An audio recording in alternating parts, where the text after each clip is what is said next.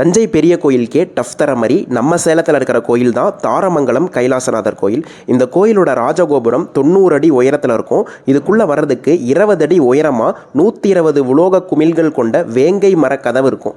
இந்த கதவை தாண்டி நீங்கள் உள்ளே வந்து கோபுரத்தை பார்த்தீங்கன்னா இந்த கோபுரத்துக்கு முன்னாடி 2 யானைகள் இந்த கோபுரத்தை இழுத்து சென்ற தேர் போன்ற அமைப்பை கொண்டிருக்கும். இந்த கோயிலுக்குள்ளே வந்தீங்கன்னா சிற்பக்கலைகள் ஒவ்வொன்றுமே பார்க்கறதுக்கு மெய்சிலிர்த்து போயிடுவோங்க. கோயில் கருவறை வெளிப்பிரகாரத்தில் யாழி சிற்பம் இருக்கும். யாழி வாயில உருண்டையா ஒரு கல்லும் இருக்கும். கருவறை உட்பிரகாரம் கூரையில தாமரையை செதுக்கியிருப்பாங்க. கற்கள்லையே சங்கிலிகளையும் செதுக்கியிருப்பாங்க. கருவறை உட்பிரகாரத்தில் பல சிற்பங்கள் இருக்கு. ராமர் சிற்பமும் இருக்கு, வாலி சிற்பமும் இருக்கு. இதுல சிறப்பு என்னன்னா ராமர் சிற்பத்துக்கிட்ட இருந்து பார்த்தா வாலி சிற்பம் தெரியும், வாலி சிற்பத்துல இருந்து பார்த்தா ராமர் சிற்பம் தெரியாது. அதே மாதிரி மன்மதன் சிற்பமும் இருக்கு, ரதி சிற்பமும் இருக்கு. மன்மதன் சிற்பம் பக்கத்துல இருந்து பார்த்தா ரதி சிற்பம் தெரியும், ரதி சிற்பத்துல இருந்து பார்த்தா மன்மதன் சிற்பம் தெரியாது. இந்த கோயில்ல பாதாளலிங்கமும் இருக்கு. நீங்க இந்த கோயிலுக்கு ஏற்கனவே போயிருந்தீங்கன்னா கமெண்ட்ல சொல்லுங்க.